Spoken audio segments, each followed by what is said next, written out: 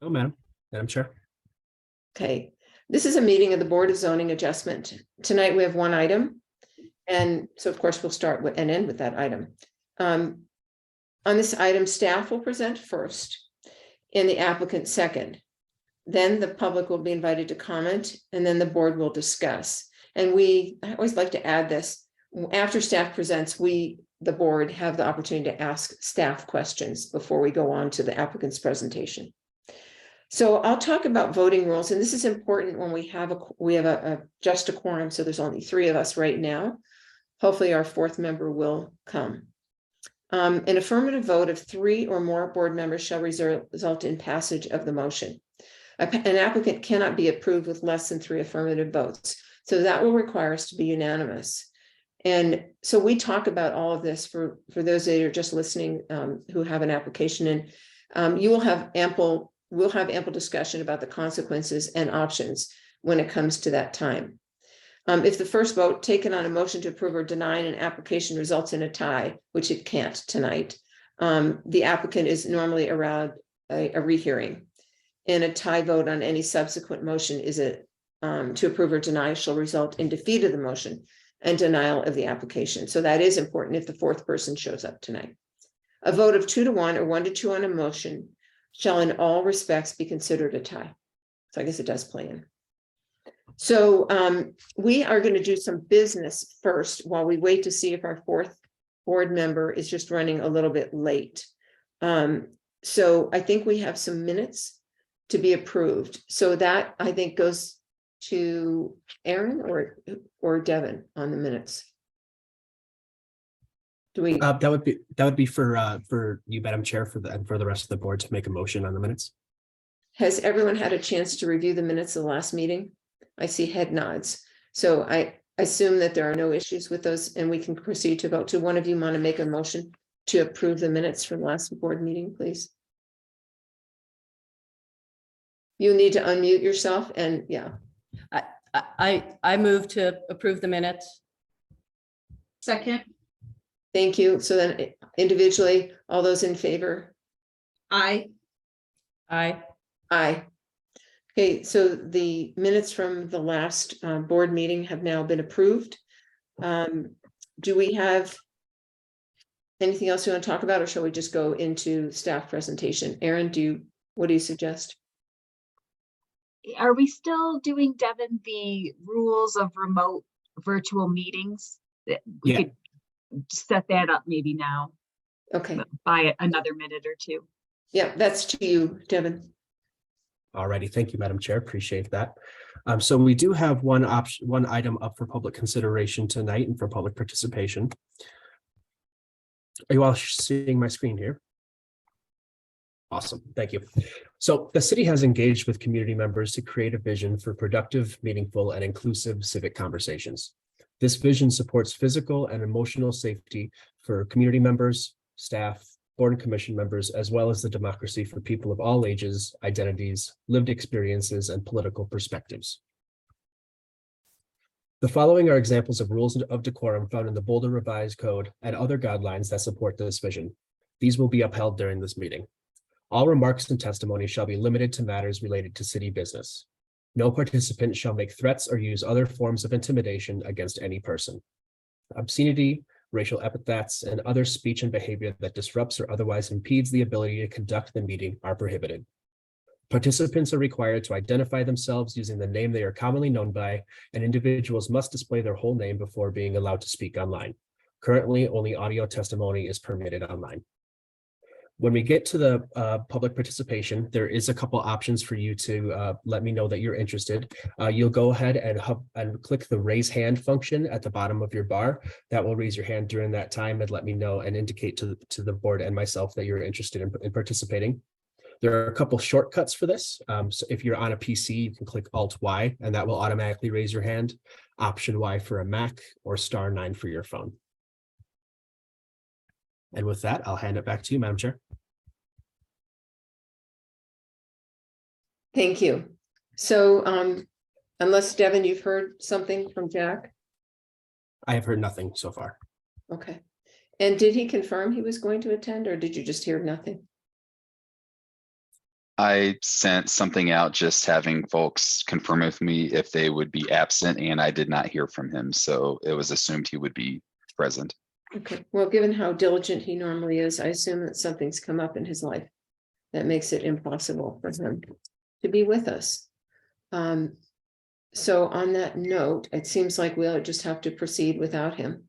Let me just pull up the numbers on this and we will start. If that's okay with you guys. So at this time, we are going to call the first item and only item on our agenda, which is getting there.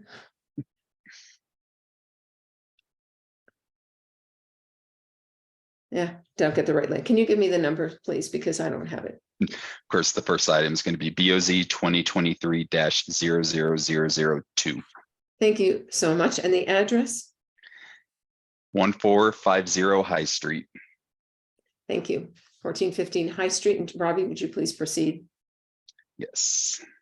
And let me share my screen real quick.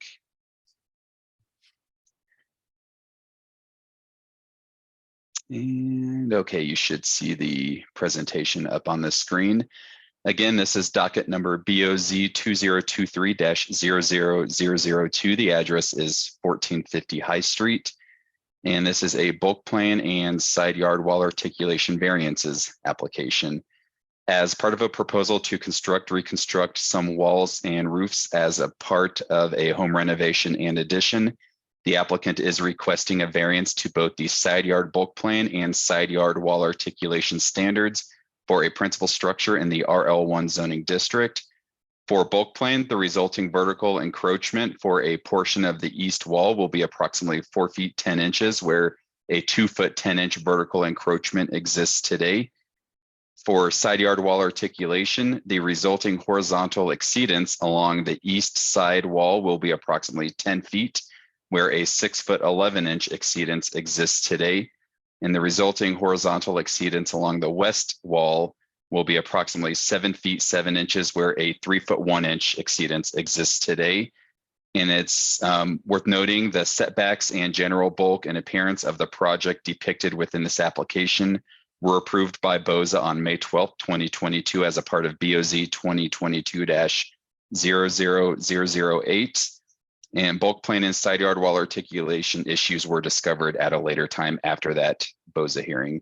Sections of the land use code to be modified, sections 979 and 9710, Boulder Revised Code 1981. And to jump right into the presentation, this is somewhat a different type of variance application. So I'm going to try to kind of go through this a little differently, but explain kind of what the board is considering tonight. Up on the screen, you see the location of the property at 1450 High Street. As a part of the application, and as the board members saw, there were 3 written letters of written support from 1491 and 1512 High Street, as well as 1437 Mapleton Avenue. And up on the screen, I showed the location of each of those 3 properties and written supports. Oops. And this just kind of gives you an idea of the existing site conditions. You see the existing house on the left, and then you see a survey on the right.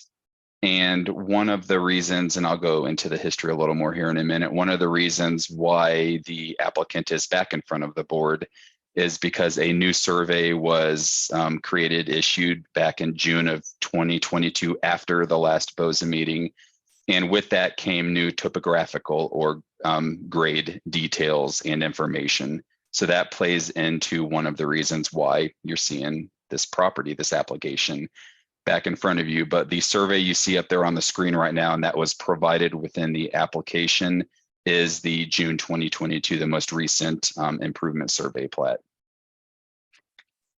And just some street view looking to the south from High Street. And then also the location of the existing / proposed east and west walls that we're going to be talking about, or that the board's going to be considering in detail tonight as a part of the 3 variance elements under the BOZ application. And I'm gonna switch it around a little bit. I'm gonna provide a little bit of zoning metrics and history before I get into the actual 3 elements. Just because I kind of want to explain the history and just the site conditions of the property before I get into that. Again, it's zoned RL1. The lot size is 6511. So it is considered a substandard sized lot. The minimum lot size for RL1 is typically 7,000 square feet.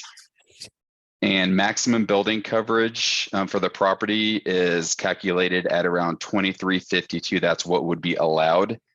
As a part of the overall project, the proposed building coverage is shown at 2319. This has already gone through 1 round of building permit review. And of course, we would verify prior to the issuance of that building permit and pending tonight's decision that building coverage is compliant as a part of the overall project. And then same with floor area, the maximum for the property would be calculated at 3402 square feet, and the proposed square footage is at, oops, I'm sorry, I mistyped that. So it shows at 3710, but portions is below grade. So that's actually not the counted floor area. So my apologies for having that number that shows a violation. That is not the case. But floor area does not require any sort of a variance and is not a part of the variance tonight. And that would be verified at building permit. And it has already gone through 1 round of review for compliance. Solar access, 12-foot solar fence. It is at time of building permit will be verified that it is compliant, and the first round did not of building permit review did not come up with any issues for solar. And then pending tonight, there is the need for a side yard wall articulation and side yard bulk plan variance. And then building height, there is no change to the existing building height as a part of the changes that are being brought in front of the board tonight. And then a little bit of the history that I think is pertinent to the upcoming discussion. The home was built circa 1957. There was a variance granted in 1957 for a subject garage and carport and establishing side yards as they sit today. Back in 2001, there was a permit issued for an existing ADU that was approved back in 2001. And as mentioned, there were setback variances granted last May for the proposed additions and modifications as seen tonight. And then tonight, the board is considering bulk plane and side yard wall articulation issues that were later discovered after that 2022 BOZA application and hearing. And that's due to new topographic survey information as well as an initial review through the building permit process. And then the image that I placed up on the screen is the approved bulk / design under BOZ 22-8. The overall bulk and design of the building is not changing from what the board looked at last May. It's just because new issues were presented, variances are required to recognize the overall design and, more importantly, the overall bulk. So now I'm going to get into the 3 elements that the board is looking at, and I just label them 1, 2, and 3. The first one is a bulk plan variance, and that's to modify walls and roof. And this is for the side east wall. And this is a vertical encroachment of approximately 4 foot 10 inches, where a vertical encroachment of approximately 2 foot 10 inches exists today. The image you see on the upper left shows the 2 foot 10 inch. That's the existing house today. And the image you see on the lower left, that's that 4 foot 10. And the yellow is showing the portions of the house that are encroaching into the bulk plane. And you see in the 2 images on the right show a more zoomed out version. And you can see the yellow, those are the areas that are encroaching outside of it. You can see the existing house currently has bulk plane violations. And the proposed house is increasing that bulk plane encroachment, which is why there is a need for a variance for bulk plane tonight. So this is the first of 3. And we can come back to this and I can explain our methods of calculating bulk plane if any of the board's members want. But for the sake of conversation, I'll move on to the next element. And the next two elements actually involve side yard wall articulation, which I know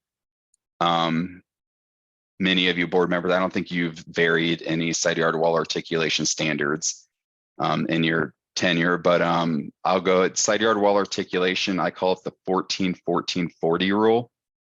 And that pretty much states that any wall or walls within 14 feet of a side property line that rise more than 14 feet above finished grade shall not span cumulatively more than 40 feet. So that's where I got the 14-14-40 rule. And the applicant on the images that were provided within the application, the existing is left, the proposed is right. The two red lines that you see on each site plan, that's the 14-foot setback. So what the applicant is showing you is any and all of the walls that are closer than 14 feet setback from each side property line.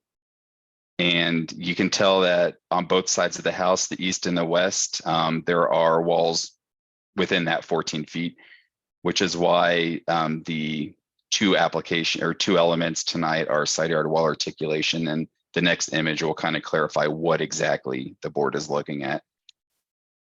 So we're going to go to number 2, which is the side east wall.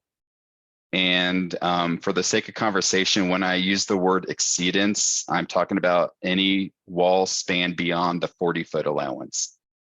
Again, that goes back to the 14-14-40 rule. So anything beyond 40 feet, which would be allowed, is what I'm calling exceedance.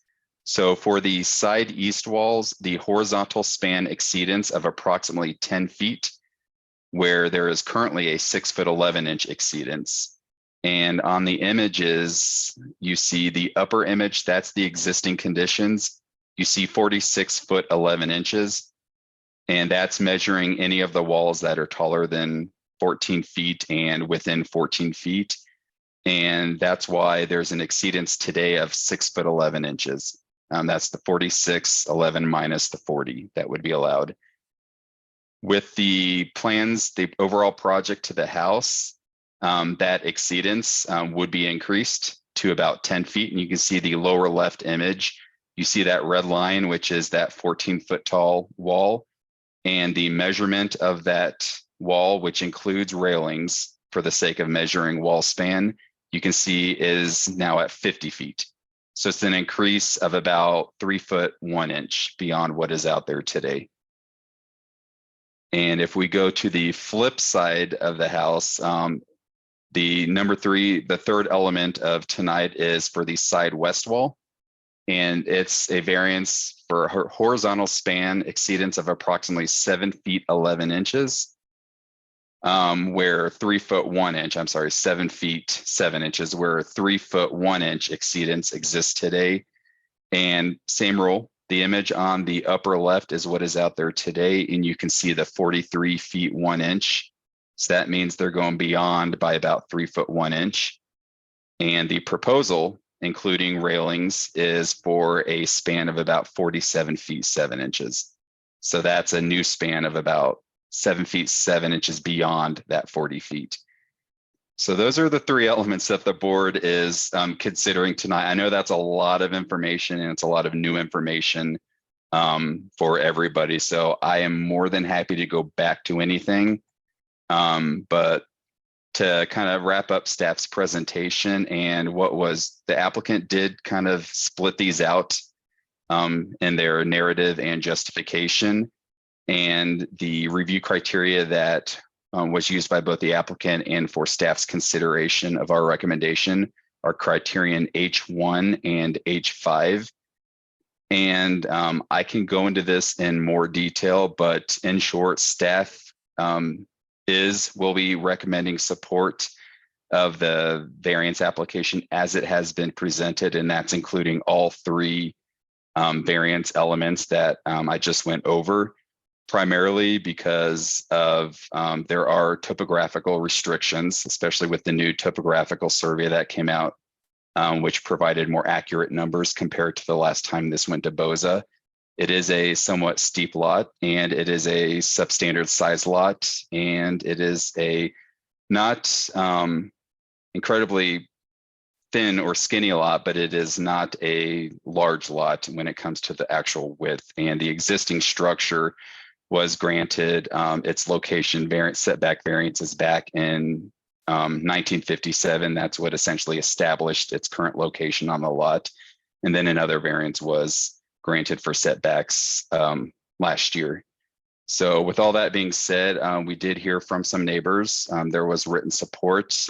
We are considering the overall impacts to the surrounding property, including the grade, the topographical layout of the site. And we do understand that there are some hardships. And then also staff is recognizing that there is not an overall or large expansion of the footprint. It's mostly modification of existing conditions, raising of roof lines, not the maximum roof line, but just existing rooms.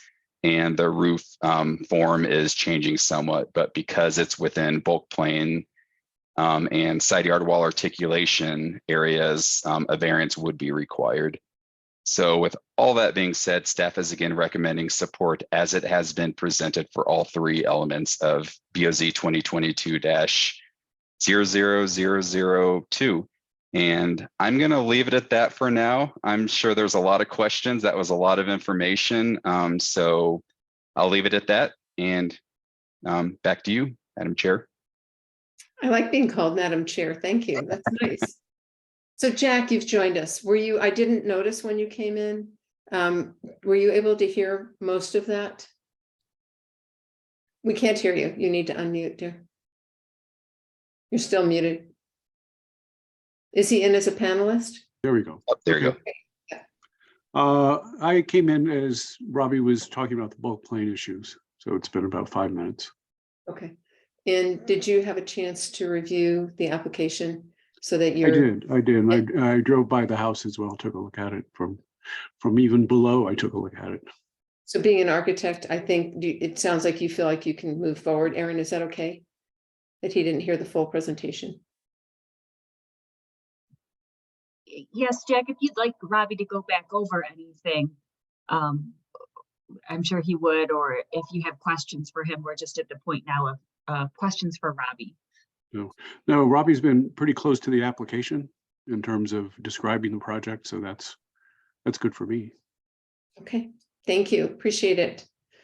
Okay, questions of staff. You don't have any questions, Nikki, on this one? It's so complicated.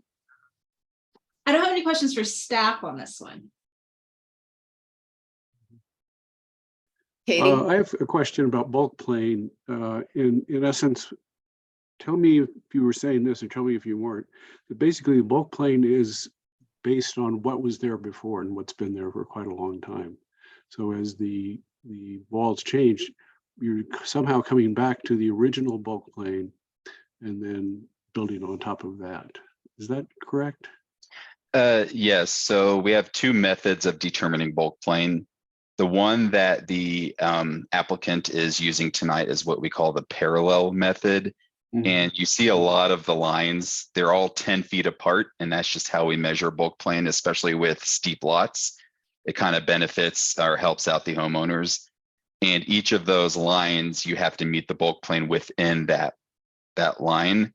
So what is out there today, the existing bulk plane, there are existing encroachments, you could say. That's that 2 foot, 10 inch, I believe. Mhm. Mhm. And what is being proposed tonight, just for one side of the house, is for that existing encroachment to get a little more, to encroach a little more to over 4 feet to 4 foot, 10 inches.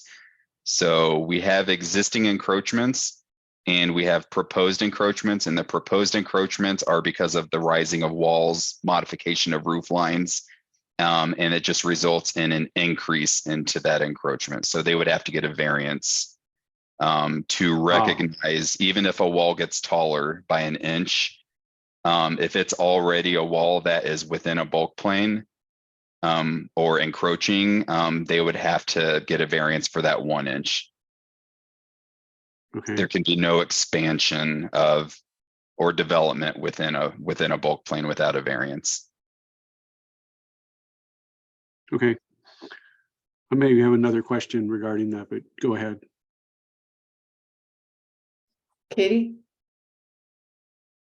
Questions? No, I mean, I was sort of curious about the history of that, the 40-foot, the 14, 40, 40. Where So- did that 40 come from? So the 14-14-40 rule is something I came up with. It just usually it tends to kind of simplify the overall requirement, but I don't know where exactly the 40 came from, but the intent of that was to prevent large spanning walls from overshadowing neighbors. So a lot of times the side yard wall articulation comes into play for single family homes or single family zoned properties. And it's a way to limit tall spanning walls as a neighbor sees it. So that's why I would say if you're 14 feet away, the wall can be as long as you want it to be. If it's within 14 feet, you're going to be limited in both height and the span, how long that wall can be. And that's mostly really to consider and help protect the surrounding neighbors. So Okay. probably Thank could add to that a little bit if you wanted, Katie. So the bulk plane ordinance came out of kind of this movement against what were referred to as McMansions. And because under our previous planning,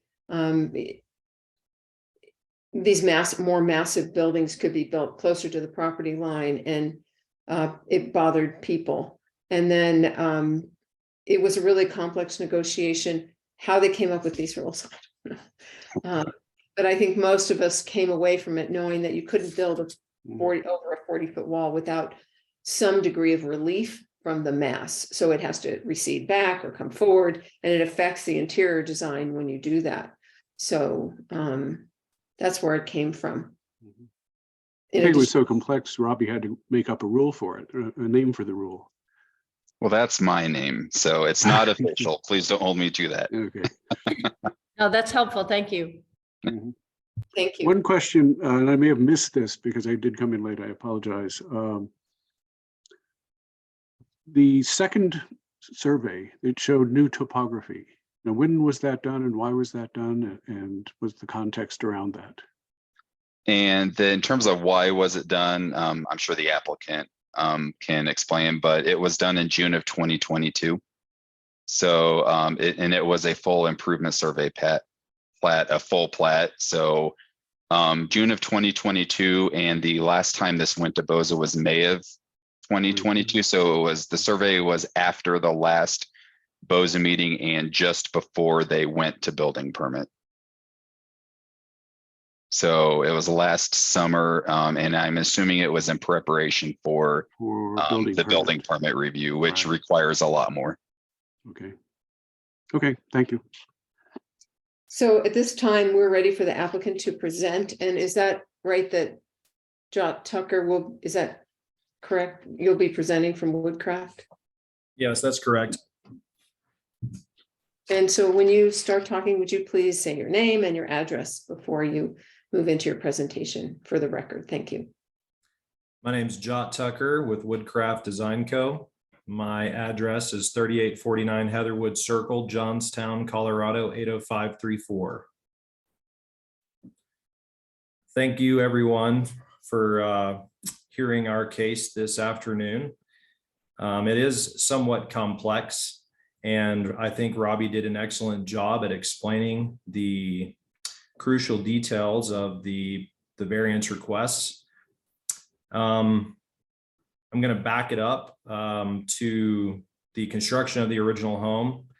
House was built in 1957, and at that time it was granted a variance to build the home within the setbacks. Robbie mentioned that, and that resulted in us coming before the board back in May to receive a setback adjustment variance because we propose to rebuild and reconstruct certain exterior walls and roof structures that were built within the setback. And although we weren't changing them much, the rule states that even if a wall is rebuilt in the exact same location and in the exact same size, it has to receive its own separate setback adjustment variance. So at that time, we had an ILC survey, which I submitted with this application as a supplement to the application. And we were under the impression that that's the only survey information that we would be required to present for our permitting.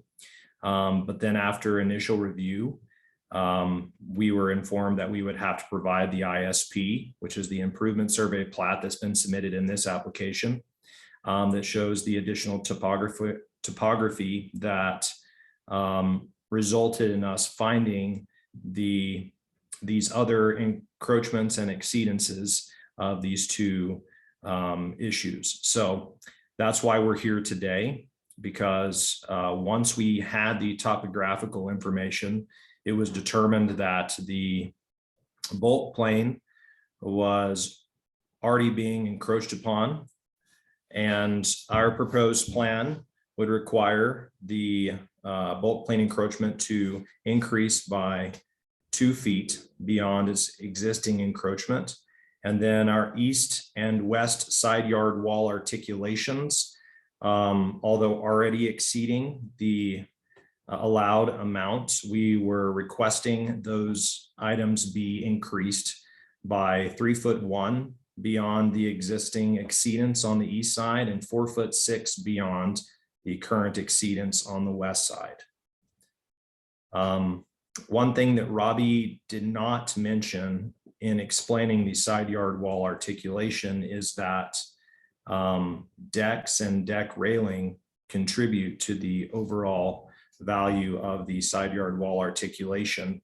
And on the west side in particular, the existing deck contributes to the entirety of the exceedance, whereas our proposed deck is virtually the exact same size as the existing deck.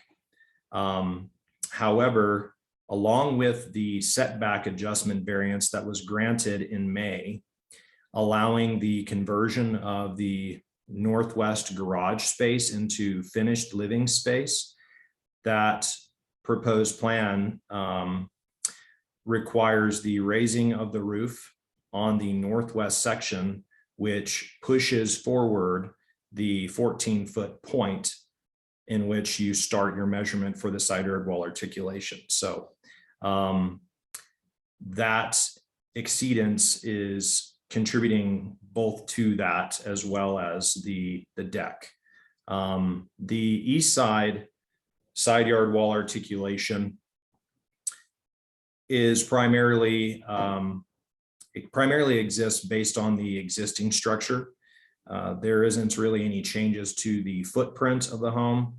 The only change is to the angular sloping section on the southeast corner of the house, and then an additional railing that sits on top of it, which is contributing to the additional exceedance on the east side of the property.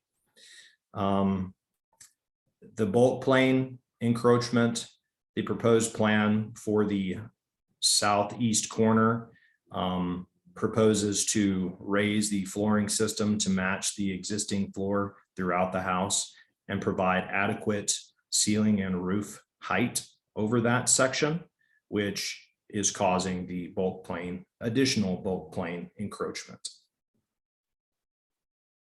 Do you guys have any questions? Thank you. I have two questions maybe. Jack, go. So you went through, you saw us in May, thank you, that was good. And then you submitted for a building permit in June? We actually submitted for permitting in March of last year. Oh, that's right. Okay. And then you went through this variance process and resubmitted in June. Is that what I'm hearing? Actually, I think we resubmitted in late July, early August, once we had collected the additional information that the city requested. Okay. So it's been since then that you've been working on this to come up with a solution. Could you not find a solution that didn't require a variance? Or did you, Well- did you head out that direction? We didn't find out until the end of November, the start of December, that there were additional issues. So we were proceeding as though there weren't any additional issues, and we actually somewhat expected to get our permits in November. But then when we found that there were these issues, that's when we started looking and turning over every stone, trying to find alternate solutions that wouldn't require coming before the board again for additional variance requests. But there weren't any adequate solutions that would satisfy our situation. So here we are. Mhm. So it's probably felt like a waterfall of problems, one leading to the next, to the next, to the next. I would say that is maybe an understatement. Okay. Yeah, that's the only question I have for now, really. Nikki? Hi, thanks for that testimony. So my question has to do with the minimum variance that would afford Mhm. relief. Mhm. So we already know that the 1957 variance allowed you to exceed the bulk plane. Get my terms right. Mhm. So the original variance allowed you to exceed it. And we also know that even if you were to go an inch, a foot above that exceedance, you would still have to come to BOZA for that variance. So my question is with the minimal relief. So because if I remember from Robbie's presentation, you're now exceeding, I think, 3 feet on one side and maybe 2 feet on another side, one on the east side, one on the west side. So I guess what my question is, and I do understand that even if it were the same exact height, you'd still have to come back to BOZA. So my question is the minimum variance that would afford relief. And if it is that additional 3 feet, like why are you going the additional 3 feet over the exceedance rather than sticking with what the 1957 variance allowed you to do? Well, there's a multi-tiered answer to your question.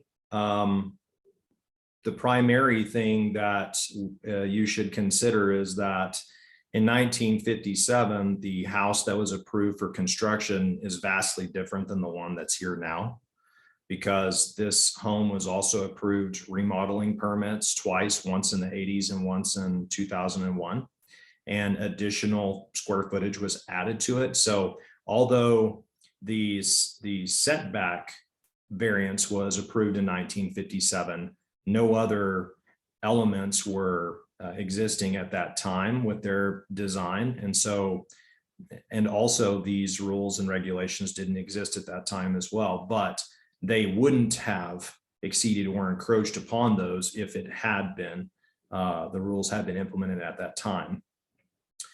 And then regarding the minimum relief necessary to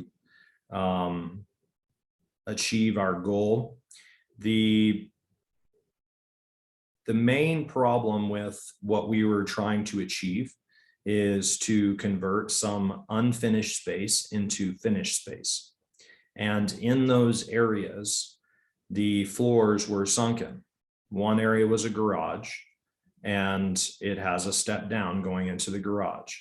And one of the remodels that was approved by the city, I think this was the one in the 80s, they actually added on a carport at some point, and then that was closed in and turned into this garage.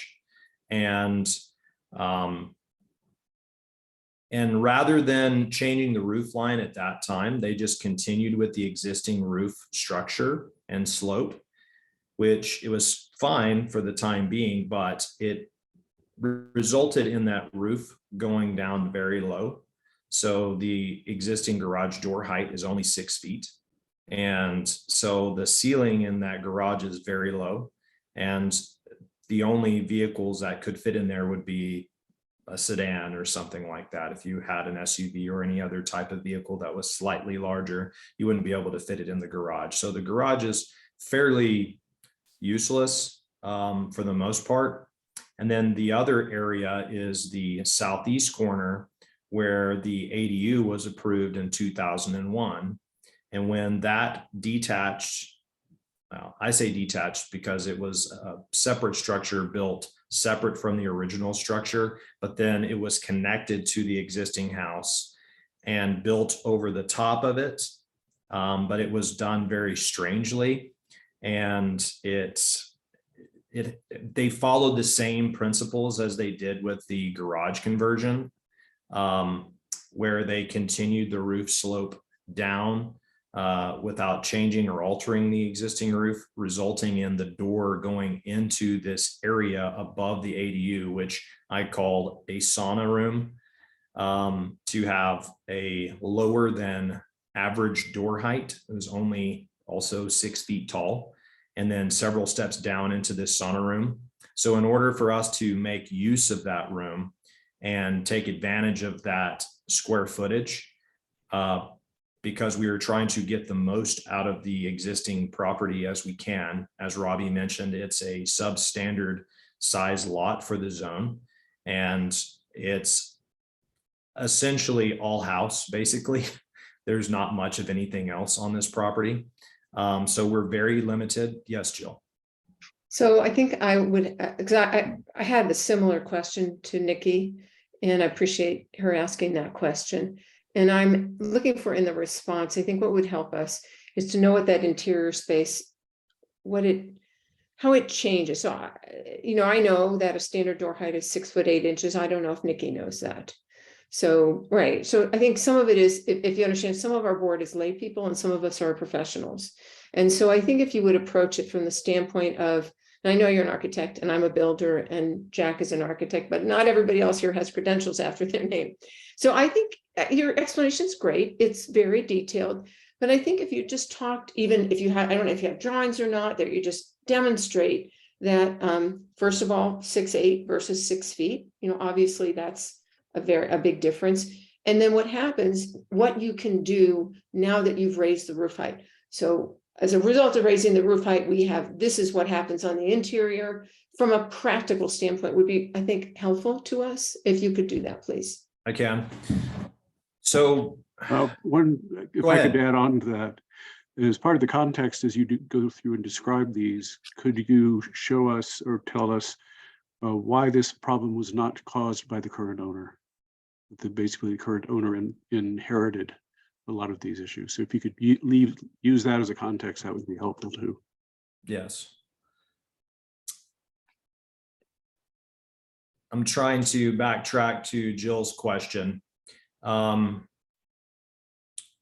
I do have some images that I could present. I included quite a few of those interior pictures for the May BOZA. And I can pull those up if need be and share my screen if you guys would like to see some of those items. But Jill, could you ask your question one more time just to make sure that I'm I think everything? If you would simply talk about, do you want to speak? Do you want to let, it's the homeowner, Hugo, would like to, and maybe from his personal experience, would that be okay with you, John, if he? Absolutely. Is best. So Devin, let's recognize Hugo and let him talk. Thank you. I'm Hugo Schumann, 1450 High Street, owner of the property, and good evening, everyone, and thank you for your time in reviewing this case. I thought I would talk about my experience. I'm not a technical architect or anything like that. So in the sort of how the property was when I bought it versus what we're trying to achieve. I'll start with the garage. That, as Jot mentioned, had a very low roof and basically was not usable for anything other than a tiny car. And so what we wanted to do was convert that into part of the living room space. And when we sort of got after the last BOZA approval, when we kind of looked at it, we realized that you'd have to step down from the living room into that carport space. And it had a really, really low ceiling or roof by the time it approached the end of the wall. And so what we thought is, let's lift up the floor so that it's the same level as the rest of the floor in the rest of the house. When we did that, when we looked at doing that, the ceiling became like ridiculously small. And so Jot was suggesting we push up that part of the roof so that it's a 6 or an 8 feet roof. And because of doing that, it triggered the start of that 40-foot length. Sorry, Madam Chair. Yeah, what I'd like you to clarify again is it's probably easier for us if you say, instead of using words like low and high, the ceiling height was 4'8" and whatever it was, and that maybe Jot has to come in, and we are asking as a result of this variance, which some of you know, there's probably 11 inches of roof that is going to take up that space. So when they raise it to get the interior space so that's usable, that's what we're looking for. And we're not a design board, and I'm not trying to design it to you. I'm just asking you to explain it in a way that somebody could understand why you felt this was minimum, because we would like to approve the minimum variance rather than anything in excess. And I think you could get there if you could just explain it a little more technically, but definitely you're in the right direction, Hugo. So maybe Jot can add the ceiling height so that we understand, okay, we're now going to have a standard height door. The ceiling height will be X. You won't hit your head, or for how much of the room that runs. Can you do that for us? I can, if I can jump in there. So if you aren't familiar, very standard ceiling and wall height is 8 feet. And with that, you find most houses that are built in this era are roughly that height. However, this house strangely has lower than standard ceiling heights to begin with. The plate height is actually 7'8", so 4 inches below standard height. And then it also has a 1-in-12 pitch roof, which is extremely low. It's almost flat. And so there isn't any attic space above it.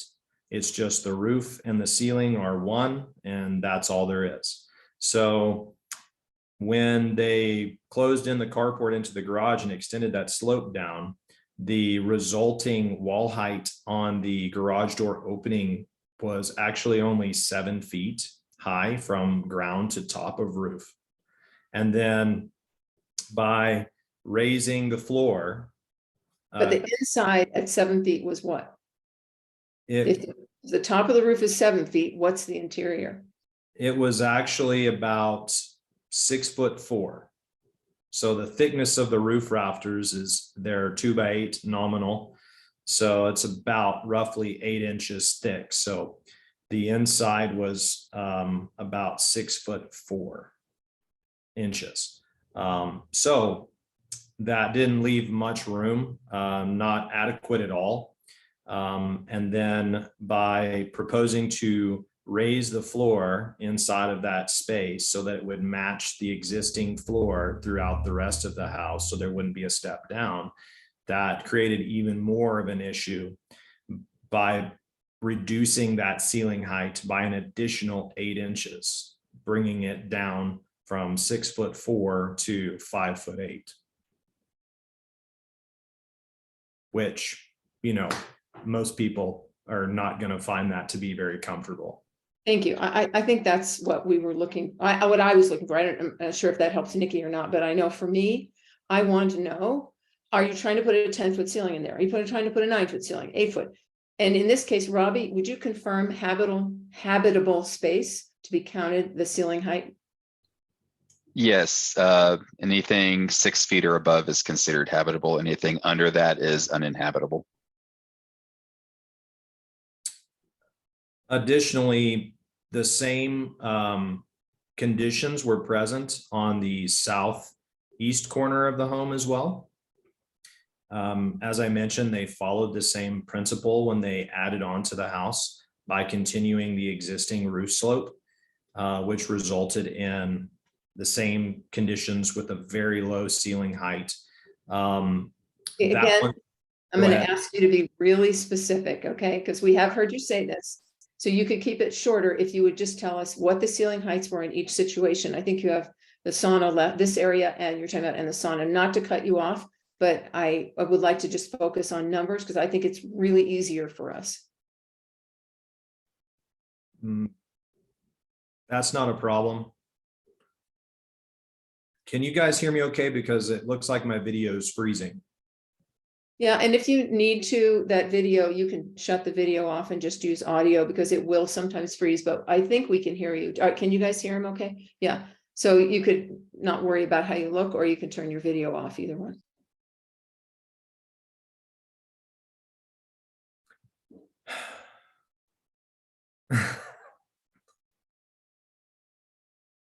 Give me just a second.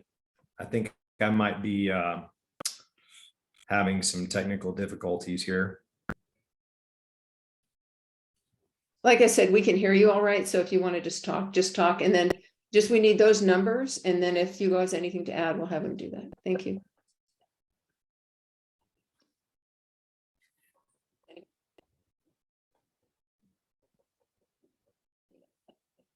I wonder if he can't hear me. Hugo, Can you hear us, John? I can hear you, but I think he's having trouble. Do you want to leave and come back, John? Sometimes that, or Devin, can you reach out to him and tell him to leave and come back? Can you hear me still? Now we can hear you. So if you could disregard the audio, we can, the video, we can hear your audio. But if you're worried about us hearing you, that's an issue. I'm not convinced he's hearing us. Me, right? John, can you hear us? I don't think he's consistently hearing us. Devin, He sent me a message asking if I could jump in because he's frozen. can you text him to jump out and come back in again? Yes, I will. Okay, thank you. Modern technology.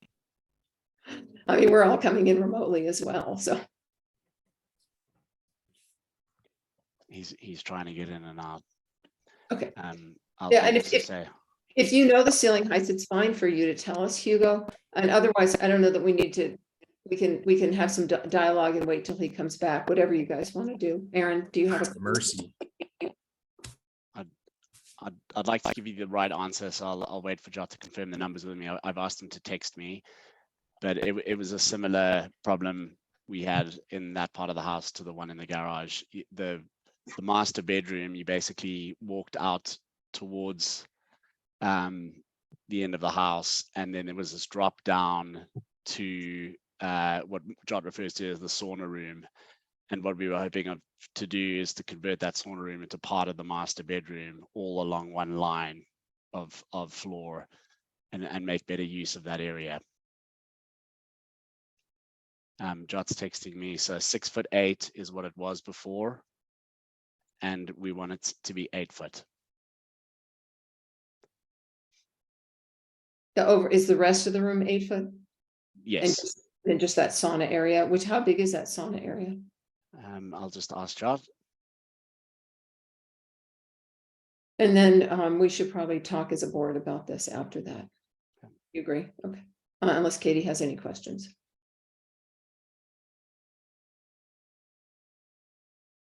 He did get out, so. Apologies for the technical issue there. We have things happen.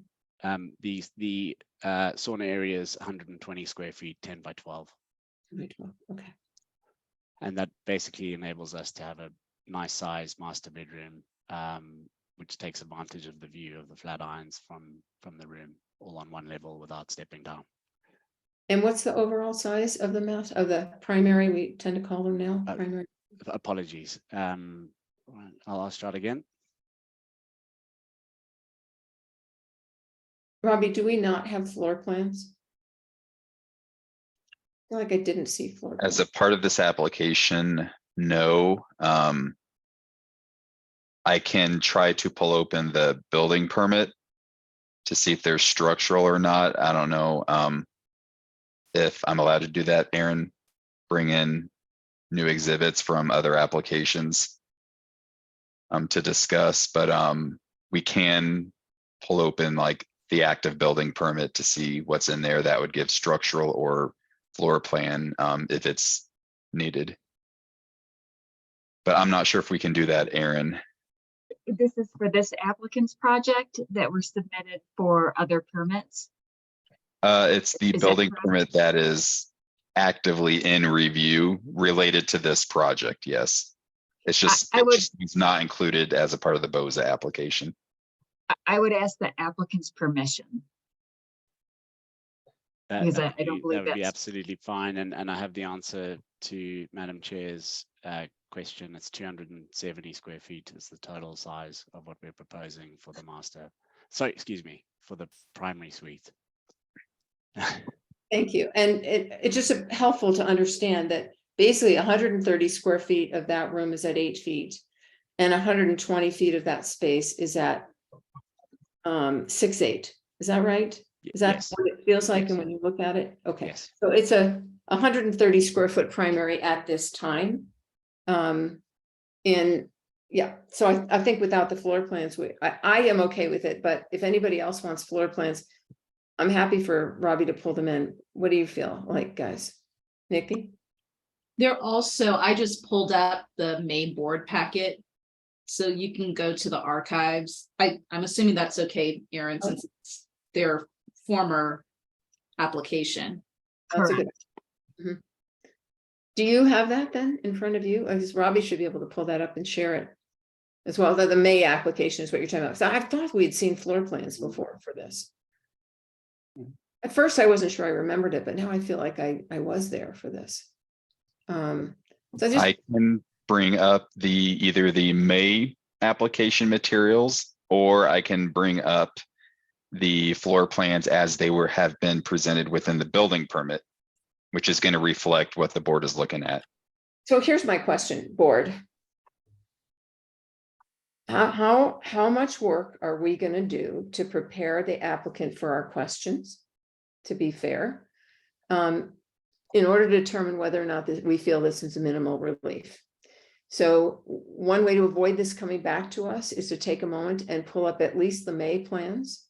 Or to have Jot and Hugo share a screen if they have it with whatever the current plans are. If they're not significantly different, there's no reason why we can't use the May ones. But I would like to have some feel from the board where we're going with this. And we haven't even opened board discussion yet. We are just still asking applicant a lot of questions. So can I get a little bit of a poll? Nikki, do you want to say some things first? Yeah, I'm pretty satisfied with the explanation. I'm completely fine about looking at the floor plans, but because that is one of the criteria that we look at is the minimum variance that would afford relief. That's why I asked the question.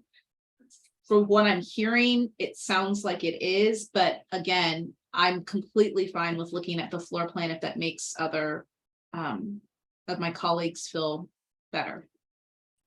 Thank you. Katie, do you have a comment?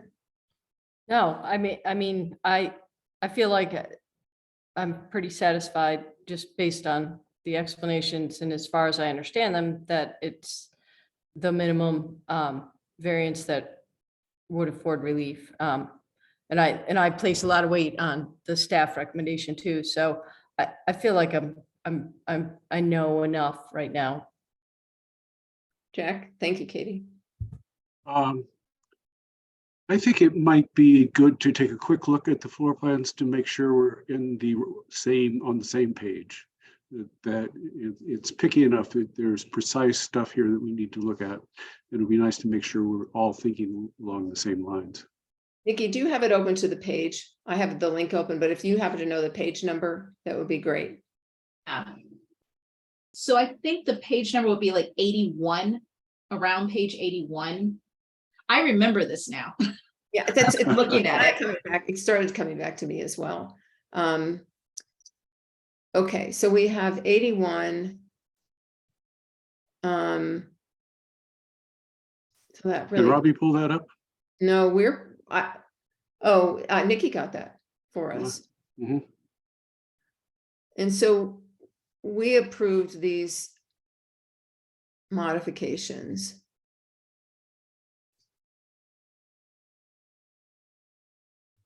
There's a lot of layers to go through here, so bear with us as we're.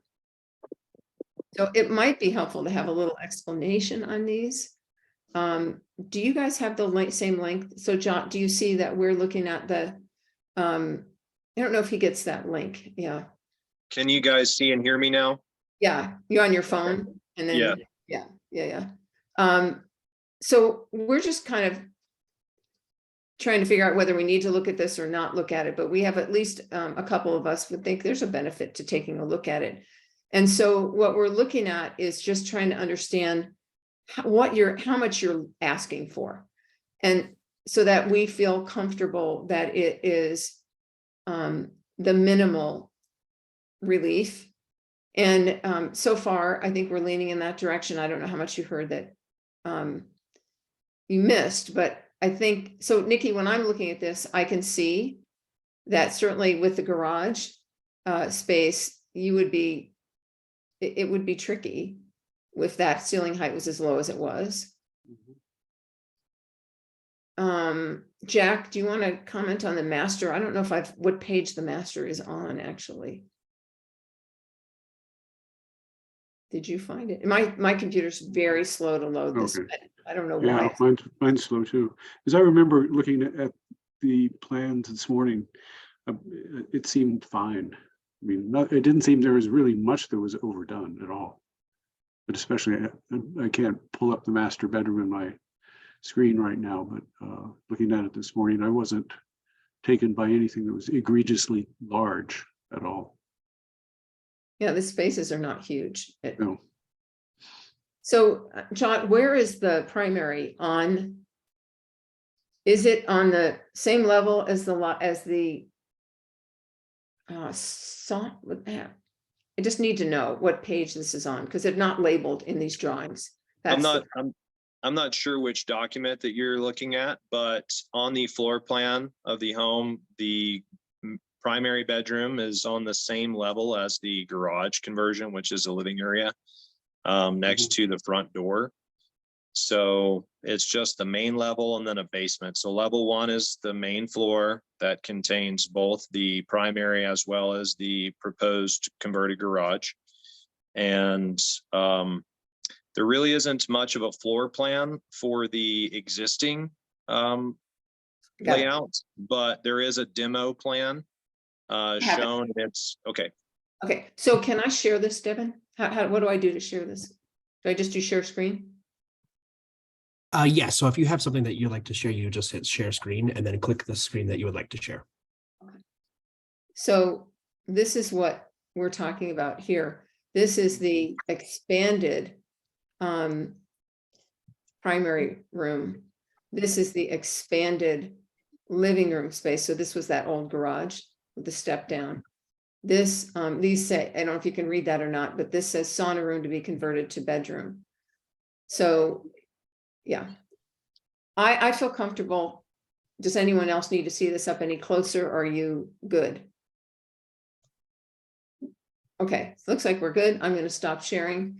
At this point, I think, have we asked applicant as many questions as we need to before? And obviously we can go back to them.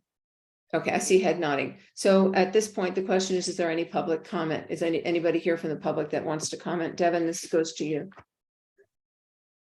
Yeah, thank you, Madam Chair. I do see 2 attendees sitting in the slots there. So if any of you folks would like to participate in the public comment here, now would be the time.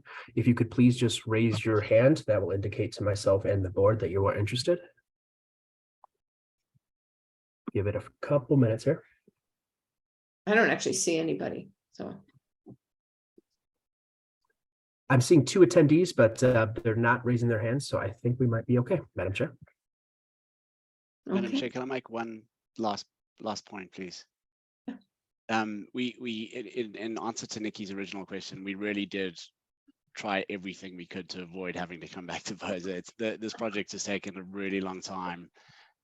We submitted obviously the BOZA originally, we then submitted for permits, and so we were looking at every single opportunity not to have to come back. What we've proposed is the minimum for us to kind of really make use of the space on one level. Thank you. Thank you. Okay, so I'm going to close the public hearing. If there's no public comment on this matter, and let's open the board for discussion. Please raise your hand if you have something you want to say. It could be your hand or the other hand. It doesn't matter to me. Nobody has anything? No, there's no discussion. Yeah, Yes. of course, there's some discussion to be had. Well, This is, I remember this project from last year, and at that time we were going, I was thinking myself, I hope we don't see this again, simply because it seemed some of the information available for that submittal wasn't settled down, and it hadn't really been defined, that's normal. It's not like every project has to be 100% complete. But I do have that memory, that sense memory is like, I hope we don't see this again. I tend to be in favor of the project, though I don't actually believe that the design is showing the minimal relief. I think it's reasonable for sure, but I think there could be things that we get cut back. It is, and it isn't a unique problem in the neighborhood. It's a problem associated with that neighborhood and all of the houses that are facing south up there on Hillside. So I'm not, that doesn't help me at all. I think the biggest thing that really makes sense to me is that the problem was not caused by the owner, and the problem was not remedied as years have gone on and other permits have been let off for this project. But for this moment, this very small moment, this problem was not caused by the owner. In fact, as you just heard the owner said, he'd rather maybe things had been easier. So I tend to favor, not 100%, but I'm certainly in favor. So, Jack, I would like to know what you think would be more minimal. So I have that in my frame of reference, please. Could you ask that again? I'm sorry. So you said in your statement that these requests were reasonable, but not the minimum. And I wanted to know what you felt was minimum to avoid this issue. Minimum would just be downsizing some of the rooms and not requesting some of the expansions, especially on the what I call the left side of the plan.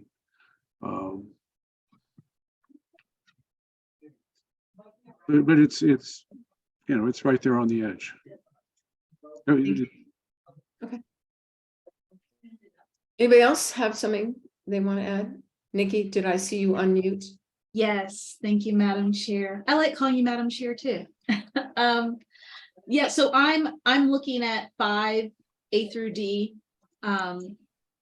And from my understanding of the ceiling heights, I do think that this is the minimum variance that would afford relief. If Jack has a difference of opinion, I'm more than happy to hear and understand your line of thinking there. But just having an understanding of the standard heights and what they're trying to achieve, I did find that it C qualified in our ABCD, C qualified for that. I think the only thing, so I'll say two things. One, to the homeowner, thank you for getting the letters of support. I like to always say that because I can't remember with last time when we saw this in May. I don't remember if there was an issue or not. I don't want to go back and go through all the notes or anything, but I seem to remember that, it was a new property, it just bought it. I think that there were neighbor objections, but I don't know. And so I don't, that was a past application, so it doesn't have any bearing on what this application is. But I appreciate you getting the neighbor support. The only other thing that I would say is whether or not this was caused by the homeowner. And that's, I don't know, I guess I don't understand how you could have the opinion that it wasn't caused by the homeowner, but yet this is also not the like minimum relief, if that makes sense. So that was kind of the only thinking from our discussion as board members that I was thinking about. But with that being said, I am in a position to approve this application because I believe it satisfies the requirements of 5A through D. Yeah, quickly, Yeah, Jack, do you want to talk? Okay. yeah. I'm a big fan of designing your way out of a problem rather than going to get a variance for the solution. My sense is this project could have been helped with a little design, but nonetheless, it still kind of did solve the problem eventually. Does that make sense? I think one question, Robbie, aren't ISPs always required? Or is it a project that's just remodeling, doesn't need, just could have done an ILC? Because my recollection is right now that you have to have an ISP for everything. But For a project like this, yes. For a BOSA application, no. But for a lot of building permits, you do need a full survey.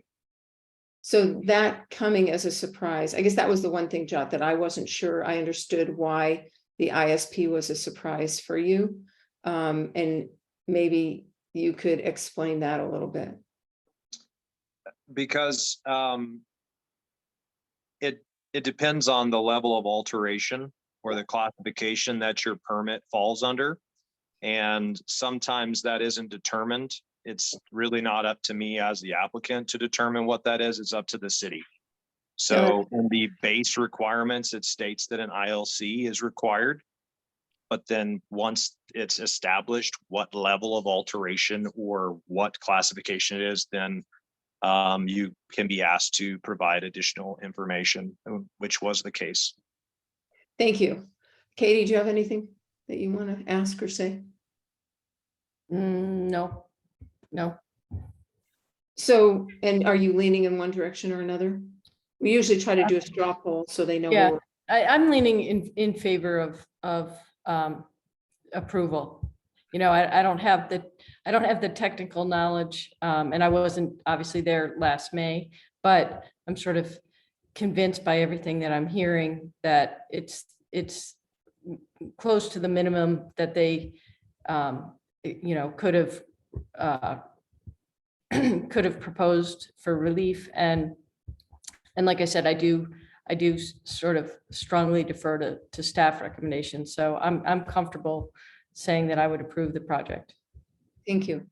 I'm just going to do a brief summary and add my 2 cents on it. So, and that's more because I've been here for 40 plus years at this point. And I've seen many, many oddly constructed buildings, particularly those built in the 60s. Or in this case, 1957, where you're like, what were they thinking? And there's an angle here, and there's a low roof here. And then, unfortunately, I have to confess to having built houses with sunken living rooms in my time. And guess what's the most deadly thing that you can do when you're an old person is have a tripping hazard built into your house.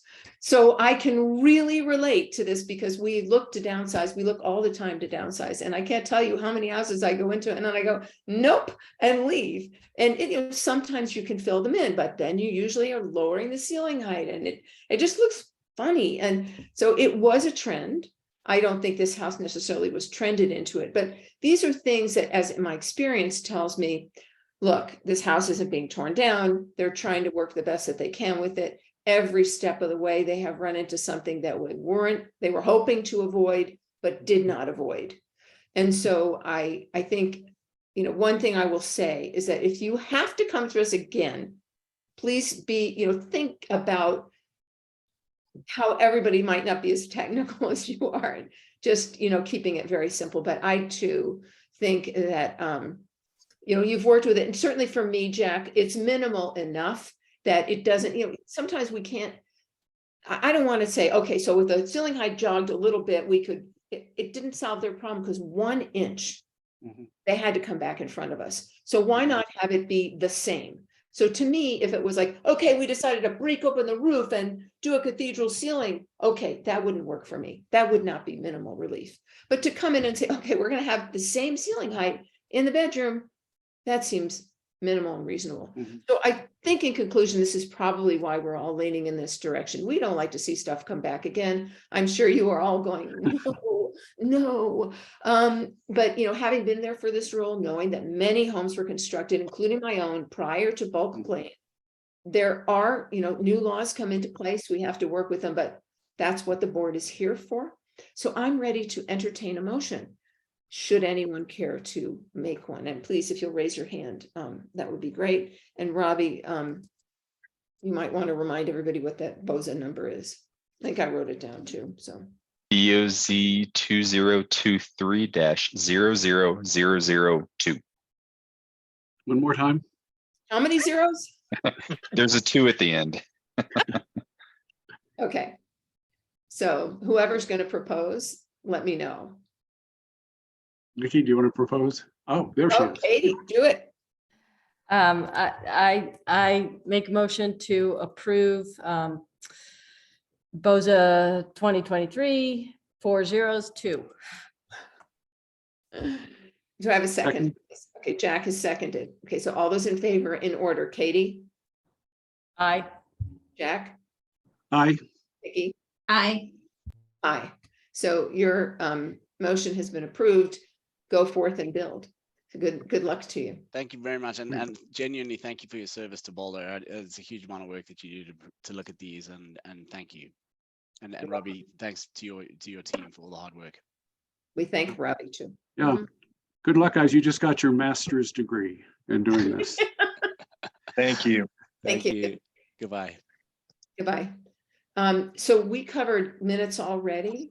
So we're basically at the point where matters from the attorney. Got anything for us, Erin? Nope, no matters from the attorney's office. What about staff? Application deadline was yesterday for the April 11th meeting. A couple applications did come in. I have yet to do completeness checks on those, so you'll probably get an email from me by the end of the week, just with the status as to the April meeting. So please keep that in mind and just await an email from me. And then also, I know council is appointing boards and commission members on Thursday. And Devin, you might have more to say on this. We don't have any information as of now, but I know, Jack, this could be your last meeting. We don't know yet. So I think you're going to get a big email from somebody here soon, if not from staff. So, and Devin, you can probably make that sound a little better than I just did. No, you hit the nail on the head there, though. Yeah, no, absolutely. So the council will be taking their action on appointing board members on the 16th on Thursday. And then the following day, the clerk's office will be sending out an email to all the applicants, informing them of council's decision. So you should be, Jack, you should be receiving a email on Friday from the city clerk's office. And I believe the board as a whole, through the BOZA email, will receive some sort of correspondence kind of communicating this to you guys. And so on that note, I have two things. First of all, Maureen is just absent today, right? She's not coming back, just wasn't able to make it. So I want to thank Jack regardless. It's an opportunity to say thank you for working with us and being such a great member of the board. I hope that you stay with us, but I know it's completely out of our control. And since I experienced this last time, I know that it's sort of weird to just be like, you're off. Or you're on. Bye-bye. And there's not an opportunity for us to say anything.